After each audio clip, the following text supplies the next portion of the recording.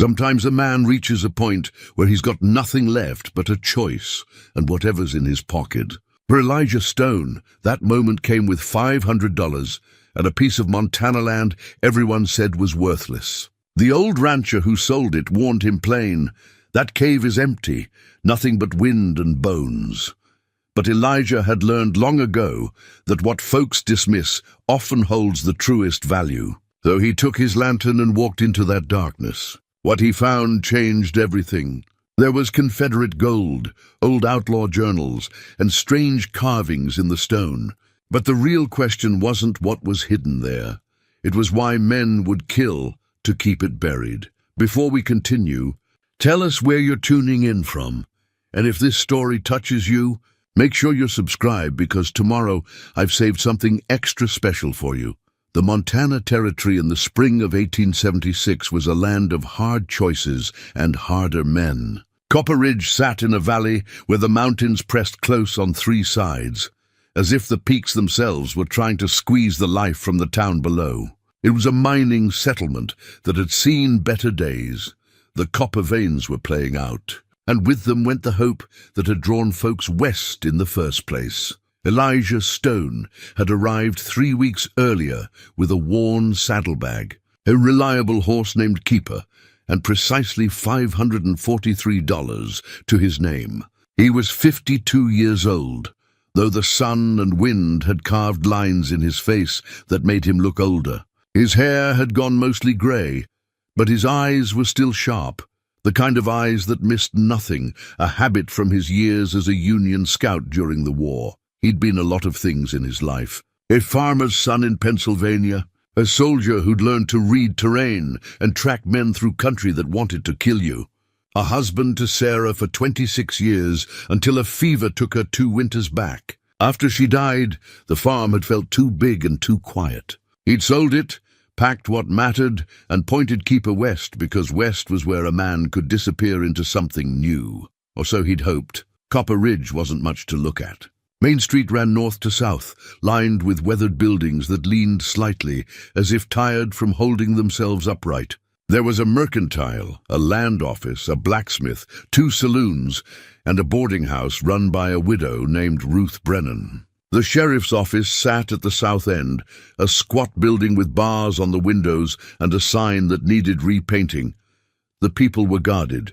They'd seen too many drifters and schemers roll through chasing rumors of easy money. Elijah understood that. He didn't push himself on anyone, just paid his way, kept his word, and waited for folks to take his measure in their own time.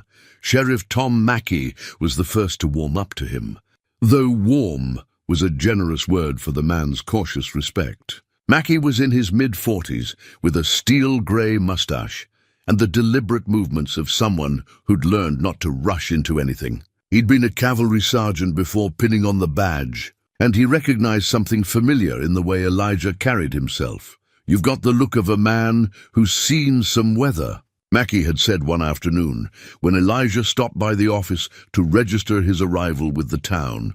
"I've seen my share," Elijah had replied. That had been enough for Mackey. Not friendship exactly, but the beginning of trust. Ruth Brennan was harder to read. She ran her boarding house with quiet efficiency, a woman in her late 40s who'd buried a husband 5 years back and built a life out of what remained. She had dark hair threaded with silver, pulled back in a practical bun, and eyes that assessed everyone who walked through her door. She fed her boarders well, kept the rooms clean, and didn't tolerate nonsense. Elijah had taken a room there when he arrived, paying a week in advance. Ruth had nodded her approval at that and showed him to a small but tidy space on the 2nd floor. "You planning to stay in Copper Ridge long?" she'd asked. "Haven't decided yet," he'd said honestly. "Depends on what I find." She'd studied him for a moment. "You don't have the look of a miner." "No, ma'am." "I'm not." "Good. We've got enough men breaking their backs for rock that's mostly played out." She'd paused at the door. "Supper's at 6. Don't be late." The third person who'd caught Elijah's attention was young Daniel Webb, the clerk at the land office. Daniel was maybe 25, with sandy hair and an eager curiosity that reminded Elijah of himself at that age. The young man had come west for adventure and found himself shuffling papers instead. But he hadn't let that kill his enthusiasm. Daniel knew the history of every property in the county, every claim and deed and survey. He read everything he could get his hands on and asked questions that showed a mind hungry for understanding. It was Daniel who'd first mentioned the Hoskins property. They'd been talking about land prices one afternoon, and Daniel had pulled out a survey map, spreading it across the counter in the land office. "There's a piece about 8 miles north that's been sitting unsold for 2 years, Daniel had said, tapping a spot on the map. Old man Hoskins has been trying to unload it since his brother died. Nobody wants it. Too rocky for farming, no visible mineral deposits. And there's this cave on it that gives folks an uneasy feeling." Elijah had leaned closer to study the map. "How much land?" 40 acres. Hoskins is asking $500 for it, which is practically giving it away. Why is he so eager to sell? Daniel had shrugged. His brother Samuel lived out there in a cabin for almost 10 years. Became a hermit, really. Folks said he got strange toward the end, talking about voices in the cave, ancient secrets, that kind of thing. When Samuel died last year, Hoskins inherited it, but he won't set foot on the property. Says it's cursed. You believe in curses? Elijah had asked. "No, sir, but I believe in people's fear of them." That conversation had stayed with Elijah. $500 for 40 acres. It was more land than he'd need, but the price was right, and something about it called to him. Maybe it was the fact that everyone else avoided it. Maybe it was the cave. He'd always been drawn to mysteries. 3 days later, he'd ridden out to see the property for himself. The land was exactly as Daniel had described, rocky, sparse with vegetation, rising into foothills that eventually became mountains. But there was water from a spring, and the bones of Samuel Hoskins' cabin still stood, weathered but salvageable. The view stretched for miles across the valley, and the air smelled clean. And then there was the cave. It opened in the side of a limestone outcropping, a dark mouth about 8 feet high and twice as wide. Standing at the entrance, Elijah had felt a cool breeze flowing out from the darkness, carrying with it a smell of stone and age. He'd stepped just inside, letting his eyes adjust, and seen that the passage continued back into the earth, curving out of sight. He'd brought no lantern that day, so he hadn't gone far. But something about the place felt significant. Not frightening, just important, in a way he couldn't quite name. The next morning, he'd returned to the land office and told Daniel he wanted to buy the Hoskins property. Daniel's eyebrows had risen. "You're sure?" "I mean, it's a fair price, but I'm sure." "Can you arrange a meeting with Hoskins?" The meeting had happened 2 days later in the back room of Ruth's boarding house. Hoskins was a gaunt man in his 60s, with hollow cheeks and nervous hands. He'd brought the deed already prepared, as if he'd been waiting years for someone to finally take the land off his hands. "You understand what you're buying?" Hoskins had asked, his voice rough. 40 acres, more or less, with a cabin and a cave, Elijah had said. "That about cover it." Hoskins had stared at him for a long moment. "That cave goes deep. My brother Samuel spent years exploring it. Toward the end, he wouldn't talk about what he found. Just said I should never go in there, and if I ever sold the land, I should tell the buyer the same." He'd leaned forward, his eyes intense. "That cave is empty. You hear me? Nothing but wind and bones. Don't go looking for anything more." The warning had been so earnest, so specific, that it had only increased Elijah's curiosity. But he'd simply nodded. "I'll keep that in mind." They'd completed the transaction. Elijah had counted out $500 in cash, watching it disappear into Hoskins' trembling hands. The old man had signed the deed over, pressed his seal into the wax, and stood to leave without another word. At the door, he'd paused and looked back. "I hope you're a God-fearing man, Mr. Stone. You're going to need it." Then he was gone. Ruth had been standing in the hallway when Elijah emerged. She'd raised an eyebrow. "So you bought it?" "I did. You know people are going to think you're touched in the head. Let them think what they want." She'd smiled slightly at that. "I suppose a man who's lived as long as you has earned the right to make his own foolish decisions." But there had been something almost approving in her voice. That had been yesterday. Now, standing in the weak dawn light outside his new property, Elijah felt the weight of the decision settle over him. $500 was nearly everything he had left. If this turned out to be a mistake, he'd be starting from scratch again. But as he looked at the cave entrance, dark and waiting, he felt something he hadn't felt in a long time: anticipation. Whatever was in there, whatever Hoskins' brother had found or feared, Elijah was going to discover it for himself. He hitched Keeper to a stunted pine, pulled his lantern and supplies from the saddlebag, and walked toward the darkness. The cave was waiting. The lantern flame danced as Elijah stepped into the cave, casting shifting shadows across walls that had known darkness far longer than any man's memory. The temperature dropped immediately, that peculiar coolness of deep earth replacing the spring warmth outside. His boots scraped against stone, worn smooth in places, rough in others, telling a story of water and time. The entrance passage ran straight for about 30 feet before bending to the right. Elijah moved slowly, holding the lantern high, studying everything. The walls bore no marks he could see, no initials carved by curious visitors, no smoke stains from torches. Either very few people had ventured this far, or someone had been careful to leave no trace. Around the bend, the passage opened into a chamber perhaps 20 feet across. Here the ceiling rose to twice his height, and the lantern light couldn't quite reach the far corners. But what it did reveal stopped Elijah in his tracks. Someone had lived here. Not recently, but not ancient either. Against one wall stood a crude wooden frame that had once supported canvas or hide, the remnants of a shelter within the shelter. Nearby, a circle of stones marked where fires had burned, the rock still blackened with soot. Rusted metal gleamed dully in the lantern light, tin cups, a dented coffee pot, the remains of a camp stove. Elijah set the lantern down and began a methodical search. The more he found, the clearer the picture became. This had been an outlaw camp, he was certain. The isolation, the hidden location, the evidence of long-term occupation, it all fit. He found ammunition boxes, empty but marked with dates from the 1860s. 3 rifles leaned in a corner, their barrels crusted with rust, their stocks warped and cracked, in a natural alcove, protected from moisture by an overhang of rock. He discovered something more personal, a leather satchel, its straps rotted, but its contents preserved by the dry air of the alcove. Inside were personal effects: a straight razor, a deck of cards, a small Bible with water-stained pages, and a photograph of a woman and child. The image faded to ghostly grey, and beneath these items, wrapped in oilcloth that had done its job well, was a journal. Elijah carried it to where his lantern sat and opened it carefully. The leather cover was embossed with initials, JBC. The pages were brittle but legible, covered in a strong, confident hand. He turned to the first entry, April 15, 1864.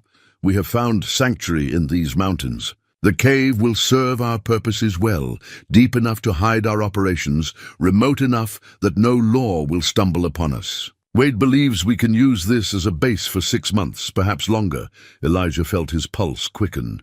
He flipped through more pages, reading entries that detailed the daily life of what was clearly an outlaw gang. Raids on supply wagons, disputes over division of spoils, plans for future robberies. And throughout it all, references to someone called Black Jack. The author himself, Elijah realized, from the initials. James Black Jack Cordell. Even Elijah, who'd spent the war years focused on staying alive rather than following outlaw legends, had heard of Black Jack Cordell. The man had been notorious along the frontier, running a gang that specialized in hitting Confederate supply lines during the war, and then, after the war ended, continuing their work as plain thieves and killers. He read deeper into the journal, watching as the entries grew darker. Arguments within the gang, suspicions of betrayal. And then, in an entry from August 1864, something that made Elijah sit up straighter. The shipment is confirmed. Confederate gold, heading north from a sympathizer's cache in Colorado, meant to fund operations in Montana. Wade has the route and timing. If we take this, we can retire. Every man will have enough to disappear and live like kings. But I don't trust the way Wade looks at that gold. I don't trust the way he looks at me. Elijah turned the page. The next several entries detailed the planning and execution of the robbery. They'd hit the shipment in a narrow canyon, killed the guards, and taken everything. Crates of gold coins, bars, and jewelry. The journal described the weight of it, the gleaming promise of it. September 3rd, 1864. The gold is ours. We brought it to the cave, hidden it in the deeper chambers. The men are drunk on success and whiskey tonight. Wade proposed we wait a year before dividing it, let the heat die down. I agreed, but I sleep with my pistol under my hand. Something has changed in Wade's eyes. The entries after that became sporadic, paranoid. Blackjack wrote about hearing sounds in the deeper parts of the cave, about strange echoes and cold drafts from passages they hadn't fully explored. He wrote about the men becoming uneasy, wanting to take their share and leave. And he wrote about Wade Garrison, his lieutenant, growing more secretive, spending hours in the deeper tunnels alone. October 29th, 1864. Wade says there are chambers beyond what we've explored. He's found stairs, carved stairs, he claims, leading down into the mountain. He says the gold should be moved deeper, somewhere safer. I think he plans to move it somewhere only he can find it. I think he plans to kill us all. That was the last dated entry. But on the final page, written in a shaking hand, quite unlike the confident script of earlier entries, was a single paragraph. They came at me in the dark. Wade and 3 others. I'm bleeding. I crawled here to write this so someone will know. The gold is cursed. Not by God or the devil, but by what lies below. Wade has gone down into the deep places, and he will not come back the same. If you read this, stranger, turn back. Some treasures are not worth... The sentence ended there, unfinished. A brown stain spread across the bottom of the page. Blood, long dried. Elijah closed the journal and sat in silence, processing what he'd read. Blackjack Goodell had been murdered by his own men over Confederate gold. The gold had been taken deeper into the cave system. And there was something about carved stairs, about chambers below. He stood and raised the lantern, examining the chamber more carefully now. In the far corner, partially hidden behind a fall of loose rock, he saw what he'd missed before. Another passage, narrower than the first, leading deeper into the mountain. He checked his pocket watch. He'd been in the cave for an hour. He had enough lantern oil for several more hours, and plenty of daylight remained outside. The sensible thing would be to return to town, gather better supplies, and come back prepared for a longer exploration. But Elijah had never been ruled entirely by sense, and something about that journal, about the mystery of what had happened to Wade Garrison and the gold, pulled at him. He picked up the lantern and walked toward the narrow passage. The tunnel descended gradually. The floor, sometimes natural stone, sometimes what looked like deliberately placed rocks, a crude path. The air grew cooler still, and his breath began to fog in the lantern light. The walls here were different, smoother, with a texture that didn't seem entirely natural.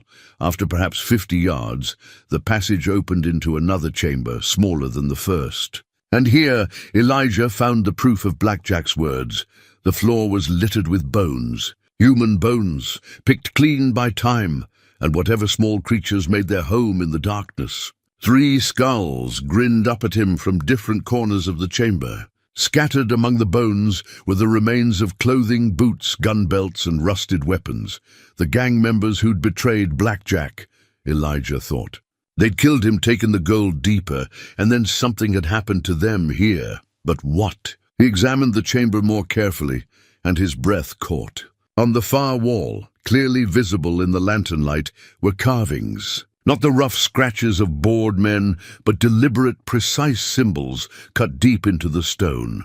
They ran in horizontal lines across the wall, clearly some form of writing or record-keeping, but unlike anything Elijah had seen before. Not English, not Spanish, not any Native American pictographs he'd encountered in his travels. These symbols were geometric, complex, almost mathematical in their precision.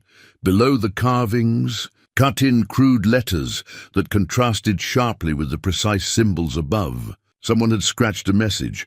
"Turn back, the watchers below." Fresh fear touched Elijah's spine, cold and sharp. Not fear of ghosts or curses. He'd never been a superstitious man. But fear of the unknown, of stepping into something he didn't understand. He forced himself to breathe slowly, to think. Someone had lived in this cave system long before Blackjack Cordell. Someone with the knowledge and tools to carve elaborate symbols into solid rock. And Wade Garrison had found evidence of them, perhaps found more than just evidence. Elijah noticed something else, boot prints in the dust near the wall of carvings. Fresh ones, or at least fresher than they should be. Someone had been in this chamber recently. Within days, perhaps. He knelt to examine them more closely. The prints led to and from the carvings, as if someone had been studying them. Then they led toward yet another passage, barely visible in the shadows, a darker opening in the chamber's far corner. Elijah stood and checked his lantern oil. Still plenty, but the weight of the darkness pressed against him now, and the sensible part of his mind spoke up louder. He'd found the journal, found evidence of the gang's fate, found mysterious carvings that suggested something far older than he'd expected. That was enough for one day. He took a final look around the chamber, memorizing its layout, then turned back toward the entrance. As he walked through the passages, his mind worked. The journal was proof of the gold's existence. The carvings suggested something historically significant, ancient inhabitants or visitors to this place. Either discovery would be valuable. Together, they were potentially extraordinary, but those fresh boot prints troubled him. Someone else knew about this cave. Someone else was searching. By the time Elijah emerged into the daylight, squinting against the brightness after the cave's darkness, the sun had climbed higher. Keeper nickered a greeting, patient as always. Elijah stowed his lantern and pulled out the journal, looking at it in full light. The leather was old but well made. The writing was clear, despite the age. This was a genuine historical document, and it was now his.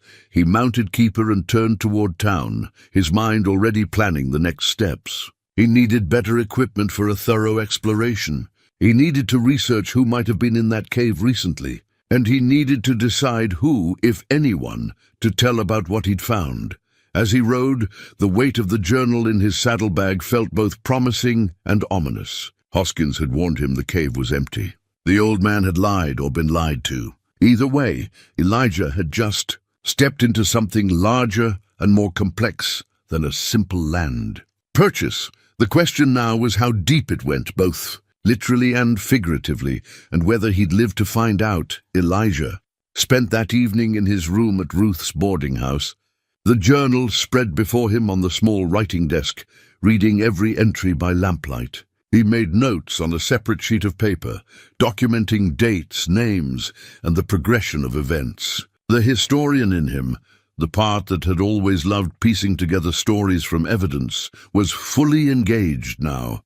Blackjack Cordell had led a gang of 7 men. The journal named them all: Wade Garrison, the lieutenant who'd betrayed him; Marcus Tully and James Pike, brothers from Tennessee; a man called simply Dutch, no other name given; Samuel Creed, a former Union deserter; and 2 younger men, Billy Watts and Thomas Gray, barely 20 years old when they'd joined the gang. 7 men had stolen a fortune in Confederate gold. 1 had been murdered.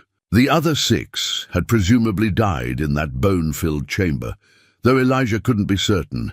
He'd counted 3 skulls, not 6. The next morning he returned to the cave. This time he brought rope, extra lantern oil, a compass, paper and pencil for mapping, and his old service revolver cleaned and loaded. The gun was a precaution he hoped he wouldn't need, but those fresh boot prints had stayed in his mind through the night. The journey back to the bone chamber was quicker now that he knew the way.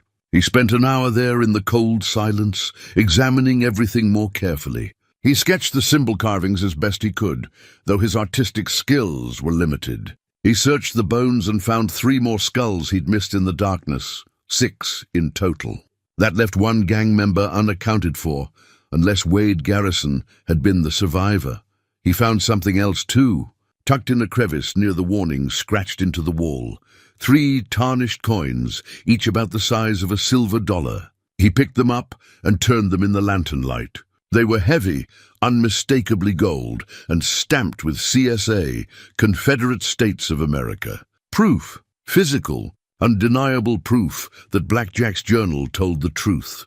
Elijah pocketed the coins and turned his attention to the dark passage in the chamber's corner, the one the boot prints led toward. He stood at its entrance for a long moment, weighing options. Part of him wanted to plunge ahead, to follow this mystery to its conclusion. But the smarter part, the part that had kept him alive through the war and 52 years of living, counseled patience. Instead, he spent the next 2 hours carefully exploring the passages he'd already seen, mapping them, looking for anything he might have missed.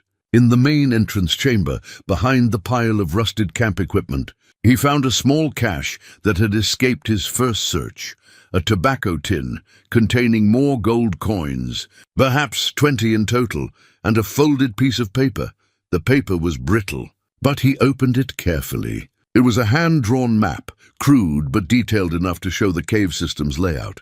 The entrance chamber was marked, along with the bone chamber and several passages Elijah hadn't explored yet. And deeper, past what was labeled Old Stairs, someone had drawn a star and written 2 words, the Archive. Elijah stared at that marking for a long time. Archive.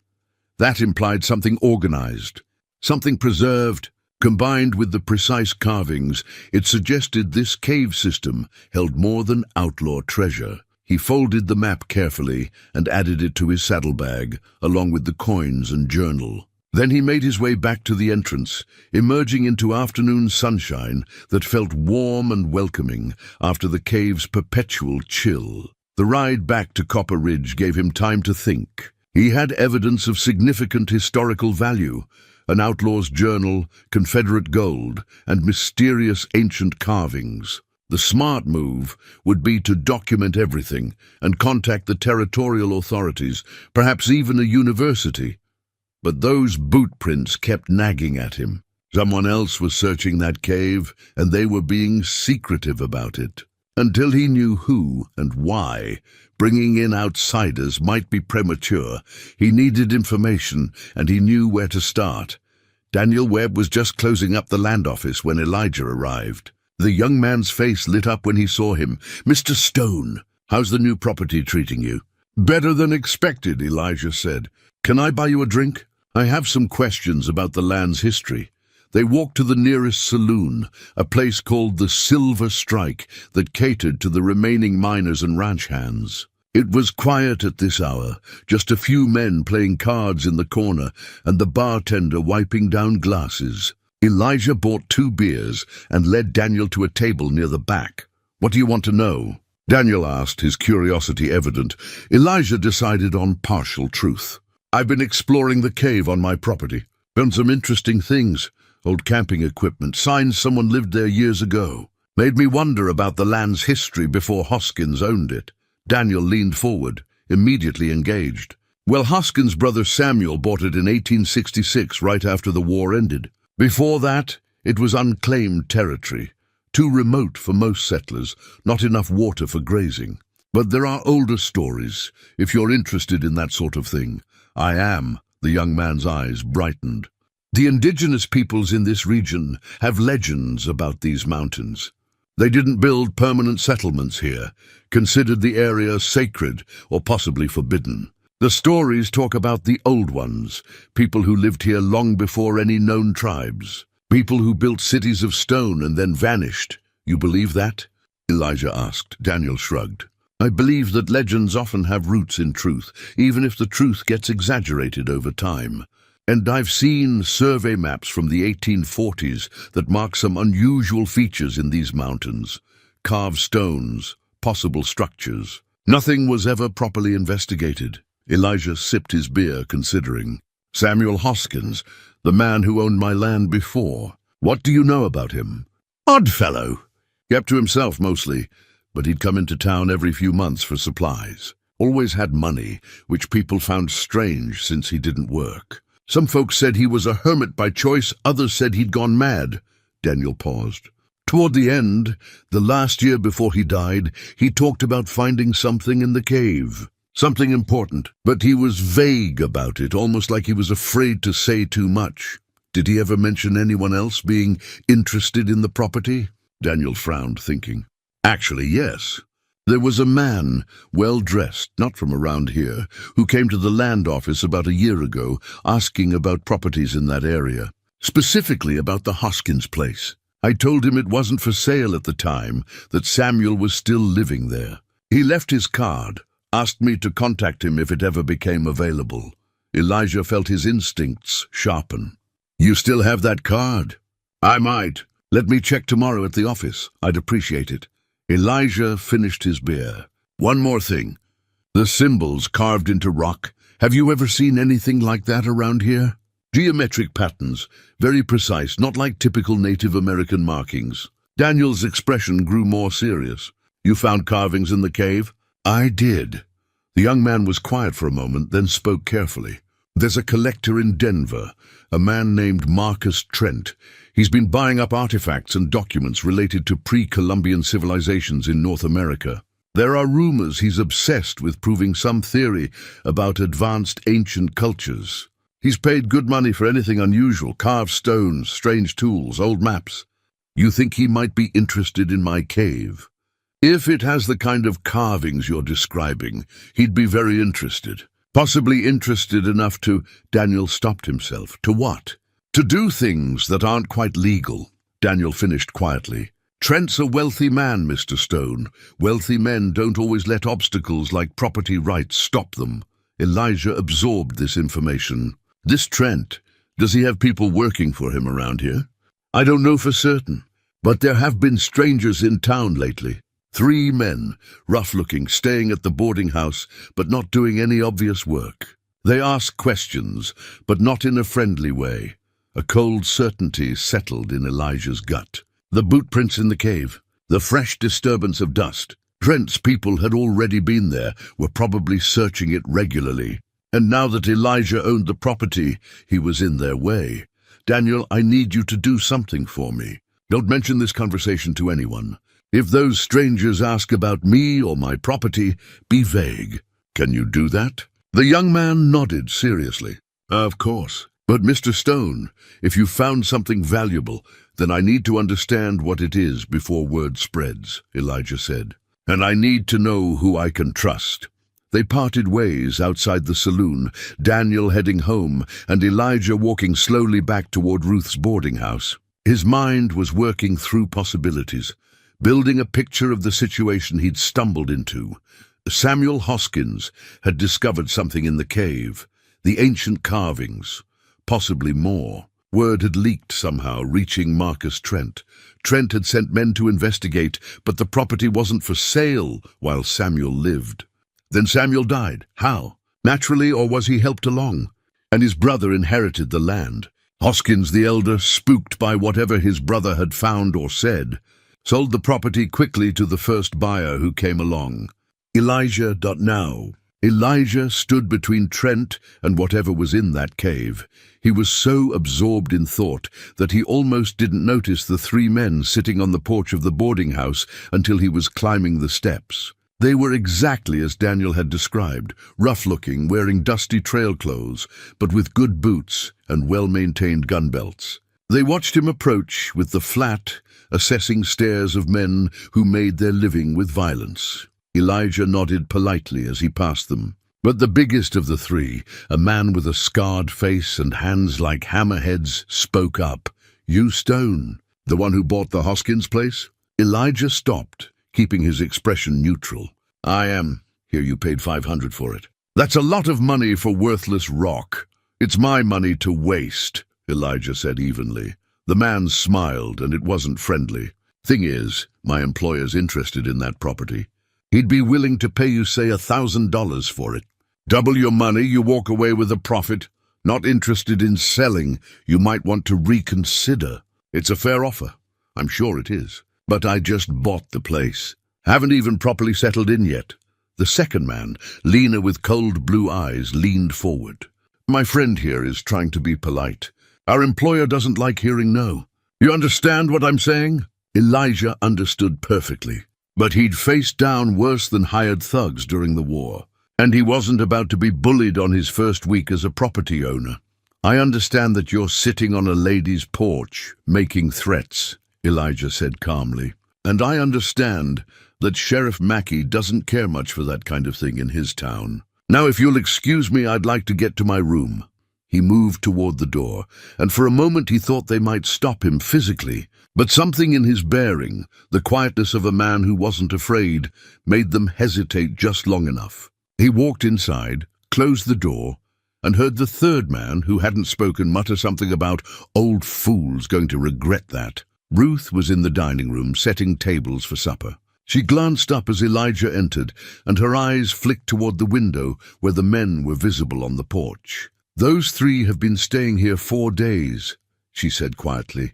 "They pay on time and don't cause trouble in the house, so I can't refuse them. But I don't like them. They work for someone named Marcus Trent," Elijah said. "Know him?" Ruth's expression darkened. "I know of him.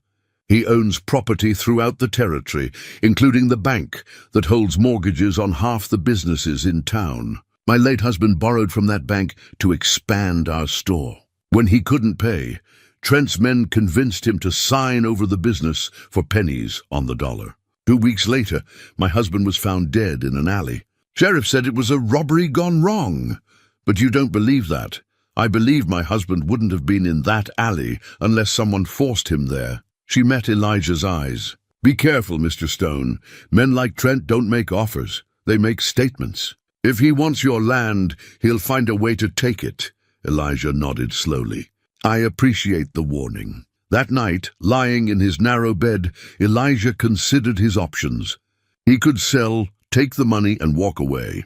It would be the safe choice, but safety had never been his primary concern. And something about this mystery, the ancient carvings, the outlaw gold, the secrets hidden in the deep chambers, called to the part of him that had spent a lifetime searching for meaning and purpose. Sarah would have understood. She'd always encouraged his curiosity, his need to know the truth of things. Before she died, she'd made him promise not to let the world turn him cynical, not to stop believing that some things were worth fighting for. He touched the wedding ring he still wore and made his decision. He wasn't selling. He wasn't backing down. He was going to discover what lay hidden in that cave, and he was going to make sure it wasn't stolen or destroyed by men like Marcus Trent, whatever the cost. Morning came with gray skies and the promise of rain. Elijah was up before dawn, packing supplies for another cave exploration. He moved quietly, not wanting to wake the other boarders. But when he descended to the kitchen, he found Ruth already there, brewing coffee. "Heading back out to your property?" she asked, pouring him a cup without being asked. "I am. Those men left before sunrise." "Rode north." Elijah absorbed that information. "North, toward his land." "I appreciate you letting me know." Ruth studied him for a moment. "My husband was a careful man, Mr. Stone, cautious. He thought if he'd just cooperated, kept his head down, everything would work out." She paused. "Being careful didn't save him. Sometimes the only way to deal with wolves is to show them you've got teeth too." Elijah nodded, understanding what she wasn't quite saying. "I'll keep that in mind." He reached the land office just as Daniel was unlocking the door. The young man looked nervous, glancing up and down the street before ushering Elijah inside. "I found that card," Daniel said, pulling it from a drawer. "The man who was asking about the Hoskins property. The card was expensive stock. Embossed lettering, Marcus Trent, Acquisitions and Holdings, Denver, Colorado. He came himself, not just sent representatives?" Elijah asked. "Yes, about 14 months ago. He seemed very interested, very specific about wanting that exact property. When I asked why, he said something about historical research." Daniel lowered his voice. "Mr. Stone, I did some checking in the territorial records last night. Trent has purchased 17 properties in the past 3 years, all in this general area. And here's the strange part, he hasn't developed any of them. No mining operations, no ranching, nothing. It's like he's looking for something specific and hasn't found it yet." Elijah studied the young man. "You've been busy. I'm curious by nature, and I don't like bullies." Daniel pulled out a rolled map, spreading it across the counter. It showed the region around Copper Ridge, with 17 red marks scattered across it. These are Trent's properties. Notice the pattern? Elijah did. They formed a rough arc around the mountains, with the Hoskins property, his property now, roughly at the center. He's been searching the whole area, Elijah said, working his way toward something. Toward your cave, Daniel said. And now he's finally found it, but someone else owns it. Elijah rolled up the map. May I borrow this? Keep it. I made it for you. Daniel hesitated. Mr. Stone, if you're planning to stand up to Trent, you should know what you're facing. He has money, connections, and no apparent conscience. People who get in his way tend to have accidents. So I've heard. But I didn't come west to run from men like him. Daniel smiled slightly. I thought you might say that. In that case, you might want this too. He pulled out another document, a surveyor's map from 1847, yellowed with age. This is one of the original territorial surveys. Look at the area where your cave is located. Elijah studied the map. The surveyor had marked the general location of the cave and made notations in small, cramped handwriting. Large cave system, extensive passages. Local guides refused to enter. Strange markings on walls. Recommend further investigation. See attached report for details. Is there an attached report? Elijah asked. That's the interesting part. The report was supposed to be filed with the territorial office, but it's missing. The surveyor's name was Edmund Whitmore. He filed this map, then disappeared. Never filed another survey, never claimed payment for his work. Just vanished. Elijah felt the familiar prickle of a mystery deepening. And the strange markings he mentioned could be the same ones you found, Daniel finished. Mr. Stone, I think someone has been trying to keep this cave secret for a very long time. And I think Marcus Trent has finally figured out it exists. They talked for another hour, with Daniel sharing everything he'd learned about Trent and the properties. By the time Elijah left, he had a clearer picture of what he was facing and how dangerous it was. But he also had something else, an ally. Daniel had made clear he was willing to help however he could. The ride out to the property took 2 hours. As Elijah approached, he saw what he'd expected. 3 horses tethered near the cave entrance. Trent's men were inside. He dismounted quietly, tethered Keeper out of sight, and approached on foot. He could hear voices echoing from the cave. Angry, frustrated voices. I'm telling you, it's got to be here somewhere. The old man's note said the old man was crazy. Maybe there's nothing to find. Trent doesn't pay us to give up. Keep looking. Elijah drew his revolver and stepped into the cave entrance. Gentlemen, you're trespassing. The 3 men spun around, hands dropping to their guns. Elijah had positioned himself with his back to the light, making himself a harder target while keeping them clearly visible. This is private property, he continued calmly. I'm going to have to ask you to leave, the scarred man from the boarding house sneered. Old man, you're making a mistake. The only mistake would be drawing those guns. I was a scout during the war. I've shot men at ranges you couldn't imagine, in conditions you'd call impossible. And I'm still here. Elijah's voice stayed calm, but his gun hand was steady as stone. Leave now, or I ride to town and come back with Sheriff Mackey. Your choice. For a long moment, nobody moved. Then the lean man with cold eyes spoke. We're leaving. But this isn't over. I expect not, Elijah said.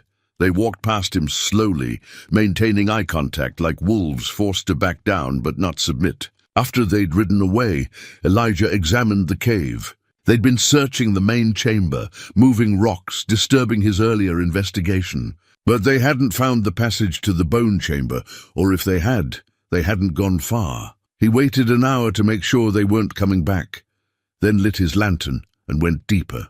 Past the bone chamber, down the dark passage marked by the boot prints. The tunnel descended sharply here, and after about 100 yards, he found what Blackjack's journal had mentioned, stairs. They were carved directly into the living rock, each step precisely measured and shaped. The craftsmanship was extraordinary. Whoever had made these had possessed tools and knowledge far beyond what frontier settlers had. The stairs descended into darkness deeper than his lantern could penetrate.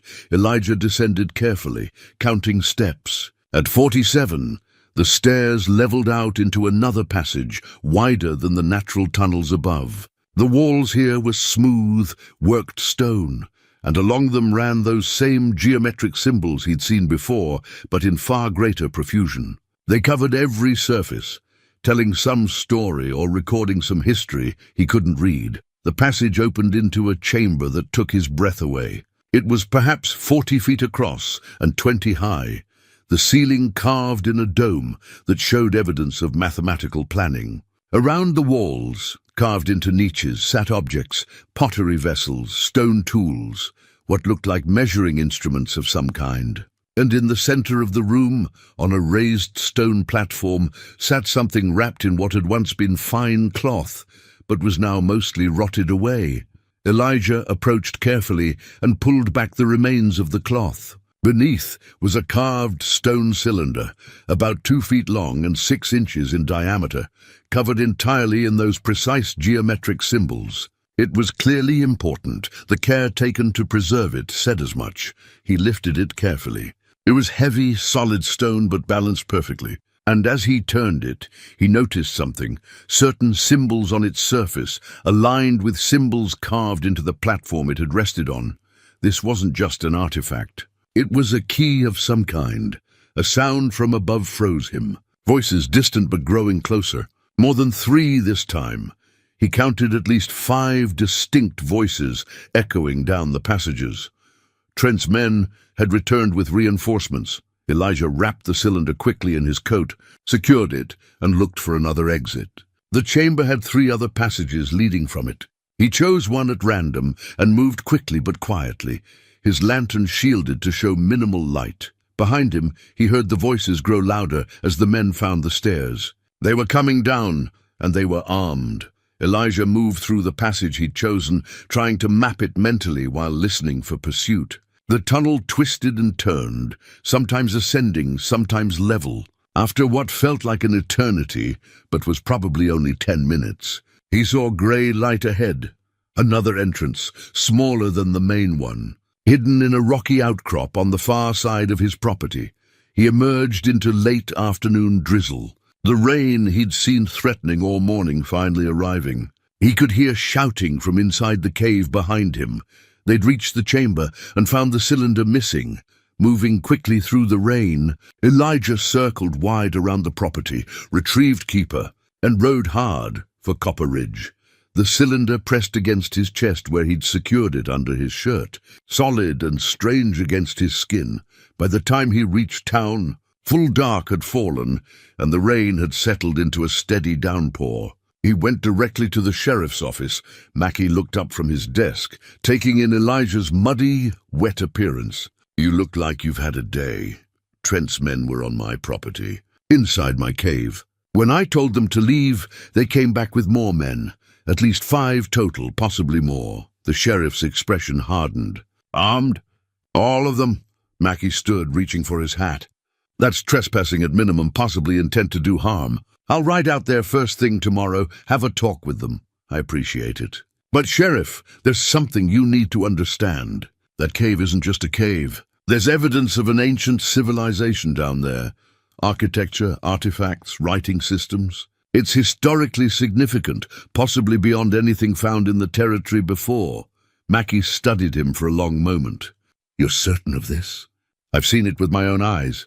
And I believe that's what Marcus Trent is after. Not gold, though there's some of that too, but proof of this ancient culture. Why would he care about that?" "I don't know yet. But he's willing to use violence to get it, which means it's valuable somehow." The sheriff sat back down slowly. "This complicates things. If what you're saying is true, this could be territorial business, maybe even federal. We'd need to bring in authorities with more reach than a local sheriff." "I know. But I need time to properly document what's there before anyone else sees it. And I need protection while I do it," Mackie considered. "I can deputize you temporarily, give you legal standing to defend your property, and I'll post a notice that the cave is off limits pending territorial investigation. That should buy you some time. Thank you. Don't thank me yet. Marcus Trent doesn't respect legal notices. If he wants what's in that cave, he'll take it, law or no law." Elijah left the sheriff's office with the deputy's badge in his pocket and returned to the boarding house. He smuggled the stone cylinder up to his room, hiding it under the loose floorboard he'd discovered his first week there. That night, he barely slept. His mind kept turning over everything he'd seen, trying to piece together the story. An ancient civilization had built chambers deep in that mountain. The Cordell gang had stumbled onto them while using the cave as a hideout. Samuel Hoskins had discovered them years later and gone mad. Or at least that's what people thought. Maybe he'd just been overwhelmed by the implications, and now Marcus Trent was hunting for the same thing, willing to kill for it.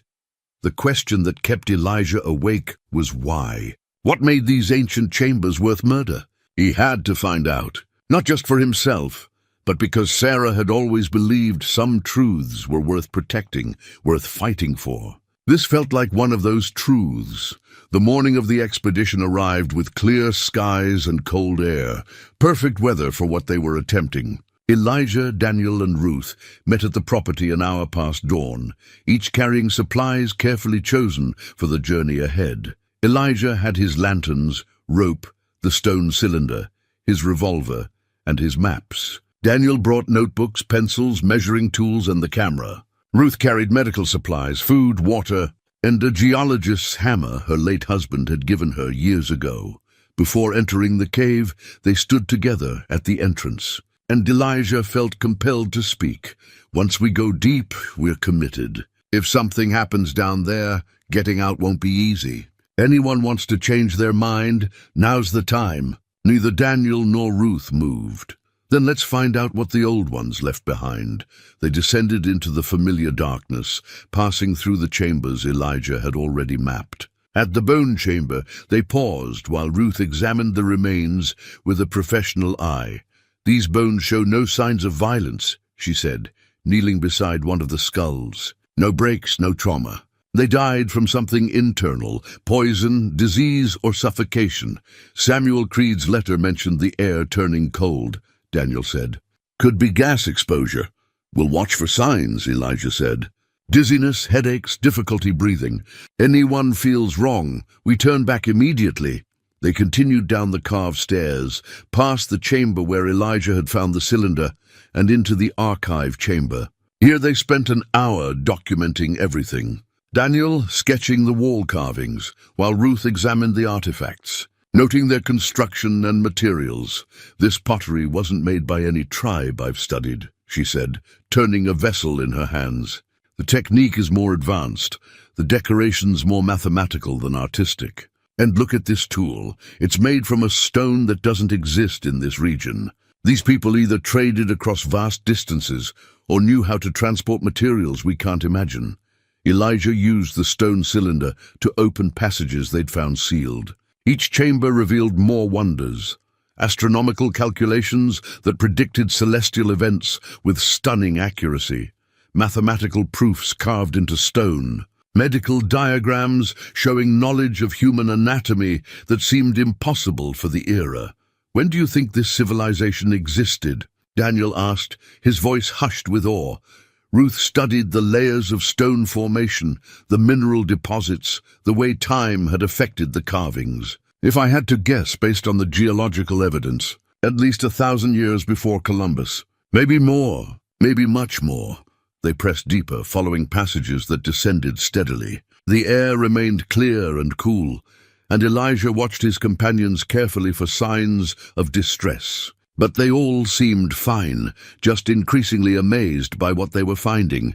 The passages began to change. The carvings became denser, more urgent somehow. And in one chamber, they found something new. A carved stone tablet, larger than the others, set prominently on a central pedestal. Daniel approached it carefully, his lantern raised. The symbols here were different. Simpler, as if meant to be read by anyone, not just those who knew the complex writing system. And interspersed with the symbols were pictographs, images that told a story. "I think this is meant to be a warning," Daniel said, studying it. "Look, these images show people entering chambers deep in the earth. And here, they're shown leaving, but something's wrong with them. They're drawn differently, darker somehow." Ruth joined him, examining the tablet. "There's a pattern here, repeated. It looks like a map?" No, more like a diagram showing levels or layers. Elijah felt a chill that had nothing to do with the temperature. The heart chamber. This tablet is showing the way to it, and warning about what's there. They spent another hour studying the tablet, with Daniel making careful sketches and notes. The message, as best they could interpret, seemed clear. The deepest chambers held great knowledge, but that knowledge came with danger. The ancient builders had sealed something there intentionally and left guardians. Guardians, Ruth said quietly. Samuel Creed's letter mentioned guardians. I thought he meant it metaphorically. Maybe he did, Elijah said. Or maybe the ancient people created some kind of physical barrier or trap to protect what's below. There's only one way to find out, Daniel said. Though his voice carried less enthusiasm than before, they continued deeper. The passages here were narrower, more deliberately constructed, as if designed to limit access. Elijah had to use the stone cylinder 3 times to open sealed doorways, each one requiring a specific alignment of the symbols. Finally, after what felt like hours of descent, they reached a chamber unlike any before. It was circular, perhaps 60 feet in diameter, with a domed ceiling that rose 30 feet above them. But what made it extraordinary were the walls. Every inch was covered with carved pictographic records, a complete history of the ancient civilization, as far as they could tell. Images showing the building of cities, the development of agriculture, astronomical observations, mathematical discoveries, and finally, the civilization's decline. This is it, Daniel breathed. This is the chronicle walls, the complete record of their culture. They spread out, each taking a section, documenting as much as they could. The story the walls told was magnificent and tragic. The civilization had thrived for centuries, developing knowledge that rivaled anything in the modern world. But then environmental changes had come, droughts, harsh winters, failing crops. The population had scattered, the cities abandoned. This chamber had been created as a final testament, a message to whoever came after. Ruth found the end of the story, carved in a section near what appeared to be the chamber's main exit, a sealed stone door larger than any they'd seen. "Look at this," she called. This final section, it's addressed directly to future finders. "It's asking something of them," Daniel translated as best he could, his voice halting. "They're asking that their story be told truthfully, that their achievements be remembered, that they not be forgotten or dismissed. And there's a warning. Those who seek to destroy this knowledge, who seek to use it for power rather than understanding, will face the consequences of the guardians." "What guardians?" Elijah asked, examining the sealed door. It had slots for the cylinder, multiple positions that would need to be aligned correctly to open it. "I don't think they mean supernatural guardians," Ruth said thoughtfully. "I think they mean the responsibility itself, the burden of knowing and protecting this knowledge. We become the guardians when we choose to protect rather than exploit." It was a profound thought, and it resonated with Elijah. Sarah would have understood it perfectly, but before they could discuss it further, they heard sounds from above, voices echoing down the passages they descended. Multiple voices growing closer. Trent's men had found them. "How long do we have?" Daniel asked, his face pale in the lantern light. Elijah listened. 10 minutes, maybe 15. "They're not familiar with the passages. They'll move slower than we did. What do we do?" Ruth asked. Elijah looked at the sealed door, then at his companions. "We have a choice. We can try to get out before they reach us, or we can open this door and see what the ancient builders considered so important that they sealed it away. If we run now, we might not get another chance," Daniel said. "Trent will seal off the cave, bring in his own people. Whatever's behind that door will be lost or destroyed." Ruth touched the carved message on the wall. "They asked that their story be told. They trusted whoever found this to make the right choice." Elijah nodded slowly. "Then we open it quickly." He pulled out the stone cylinder and began working with the door mechanism. It was complex. The cylinder had to be inserted into 5 different slots in a specific sequence, aligned just right. His hands were steady despite the urgency, the old soldier's calm under pressure serving him well. The voices grew louder. Trent's men had reached the archive chamber above. The fourth slot clicked into place. "One more. They're on the stairs," Daniel warned, positioning himself between the entrance passage and where Elijah worked. The fifth slot. Elijah turned the cylinder, feeling ancient mechanisms engage. For a moment, nothing happened. Then, with a grinding sound of stone on stone that must have been designed into the system, the great door began to swing inward. A rush of cold air flowed out from the darkness beyond, carrying with it a smell of age and secrets. "Inside," Elijah commanded. "Now!" They grabbed their supplies and slipped through the opening. Behind them, they could hear the shouts of men entering the chronicle wall chamber. Elijah looked back once, seeing lantern lights spilling into the sacred space. Then he pushed the door closed from inside, hearing the mechanisms lock with a finality that gave him both relief and unease. They were sealed in the heart chamber. With Trent's men outside, and no way to know what lay ahead in the darkness, they stood in absolute darkness for a moment. The only sound their own breathing, and the muffled shouts of Trent's men beyond the sealed door. Then Elijah raised his lantern, and the light revealed a chamber that defied everything they thought they understood. It was vast, larger than any natural cave formation should be at this depth. The ceiling disappeared into shadows above their lantern's reach. But what made it extraordinary was what filled the space, row upon row of stone shelves, carved into the walls and standing free throughout the chamber, each holding objects wrapped in preserved materials. "It's a library," Daniel whispered, his voice full of wonder. "An actual library." They moved forward carefully. The objects on the shelves were varied: carved tablets, rolled bundles of the primitive paper they'd seen before, stone tools, astronomical instruments, medical implements, examples of textiles and pottery. Each item was labeled with symbols, organized with a system that spoke of sophisticated archival knowledge. "This isn't just a record of their civilization," Ruth said, examining a shelf carefully. "This is their accumulated knowledge, everything they learned, preserved for whoever came after." At the center of the chamber stood a raised platform, and on it was a single stone, polished smooth, roughly the size and shape of a large book, its surface covered with the now familiar geometric writing. Elijah approached it, while Daniel and Ruth began documenting the shelves. The stone seemed to call to him somehow, and as he read the symbols, not understanding them but feeling their weight, he realized this was the legacy stone Daniel had theorized must exist. The final message from a dying civilization.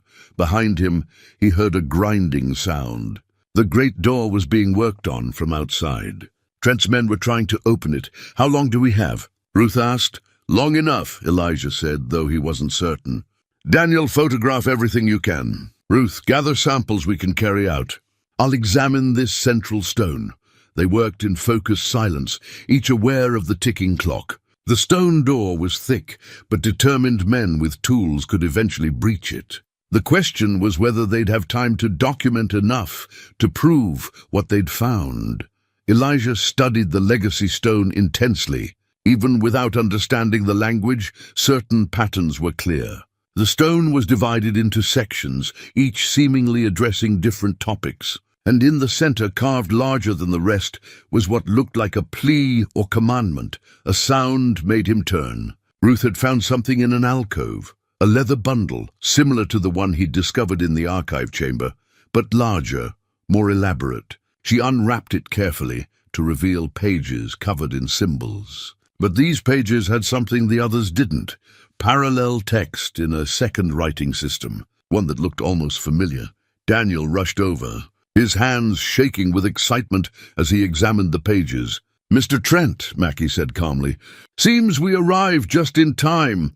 Trent's face showed a flicker of surprise before smoothing back to confidence.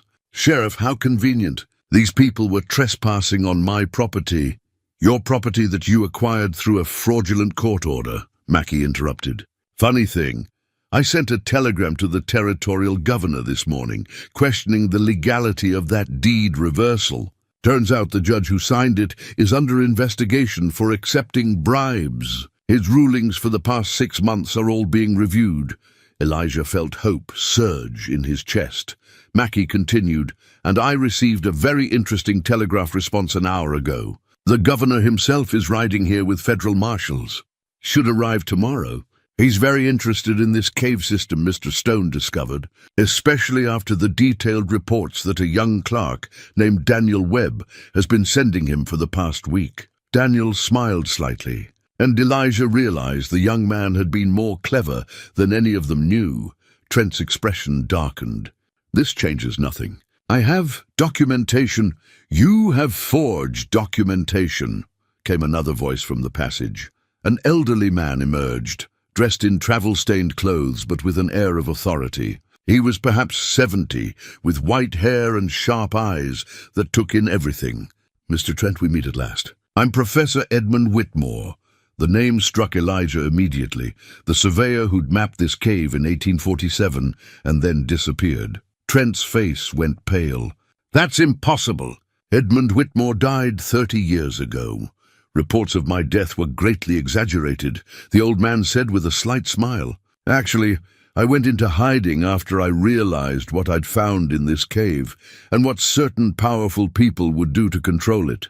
I've spent 3 decades waiting for the right moment, the right people, to help me protect it. He looked at Elijah.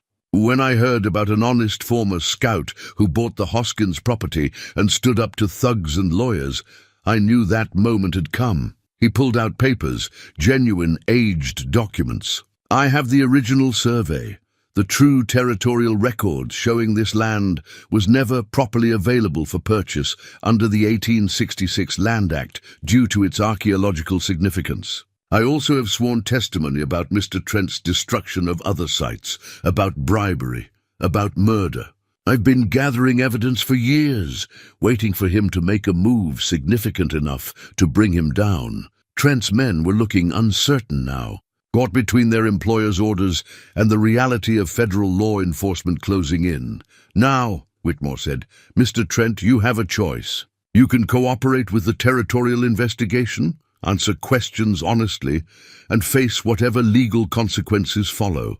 Or you can resist, and I assure you, the governor has given Sheriff Mackie full authority to arrest you and anyone who aids you. For a long moment, no one moved. Then Trent laughed bitterly. 30 years. You've been planning this for 30 years. Not planning, Mr. Trent. Protecting, waiting. The Anakira asked that their story be told truly, not exploited. I've made that my life's work. Slowly, Trent's men lowered their weapons. The scarred lieutenant stepped away from his employer, hands raised. We're hired help, Sheriff. Not interested in federal charges. Trent stood alone, his face a mask of rage and defeat. You can't protect this place forever. Someone will always want to control it. You're right, Elijah said, speaking up for the first time since Whitmore's arrival. Someone will always try.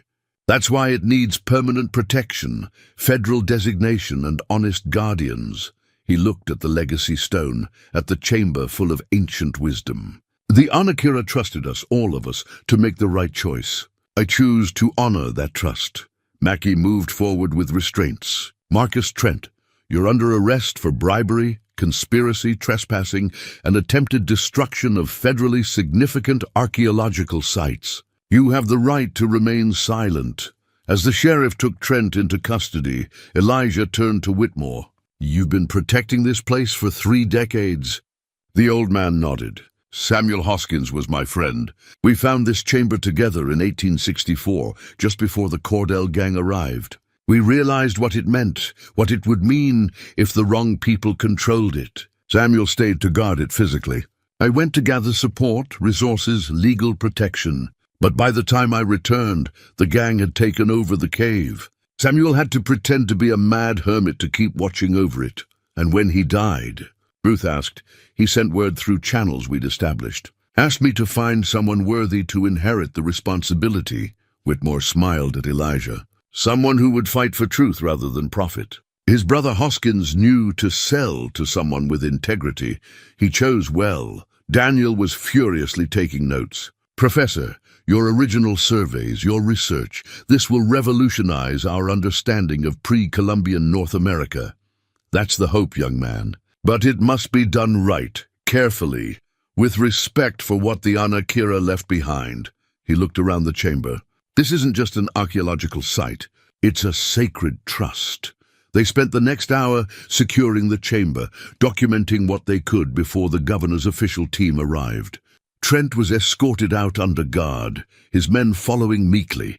As they prepared to leave themselves, Elijah stood before the legacy stone one final time. In his pocket was the translation Daniel had made, the message from a vanished people asking only to be remembered truly. He made a silent promise to the Anakira their story would be told. Not twisted, not exploited, but honored as they'd asked. Ruth touched his arm gently. You did it. You protected what needed protecting. We did it, Elijah corrected. All of us. Daniel's cleverness, your steadiness, Whitmore's patience, even Hoskins's sacrifice. The Anakira chose their guardians well.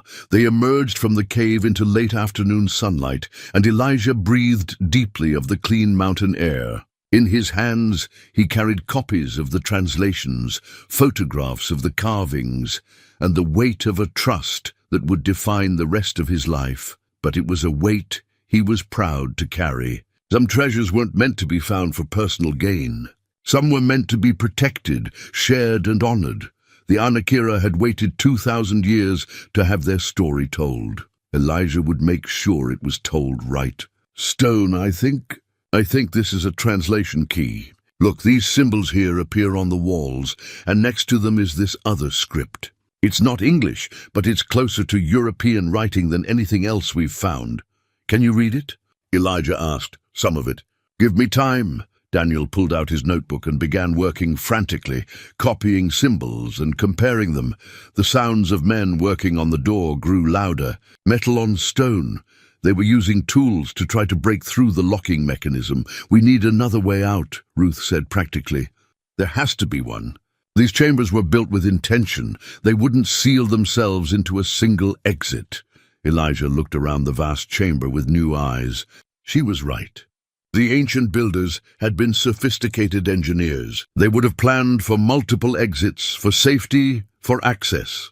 He began searching the perimeter, looking for signs of concealed passages. The stone cylinder had opened every door so far. Perhaps it would reveal more. He found it in a corner, behind a shelf of artifacts, faint seams in the stone, barely visible, forming the outline of a doorway. He inserted the cylinder into a slot beside it, aligned the symbols, and heard the familiar click of ancient mechanisms. The door slid aside, revealing a narrow passage ascending steeply upward. Found our exit, he called, but Daniel was still working on the translation, his eyes wide with what he was reading. Mr. Stone, you need to hear this. I've translated part of the Legacy Stone's message. The sounds from the main door grew even louder, the grinding of stone being levered apart. Make it quick, Elijah said.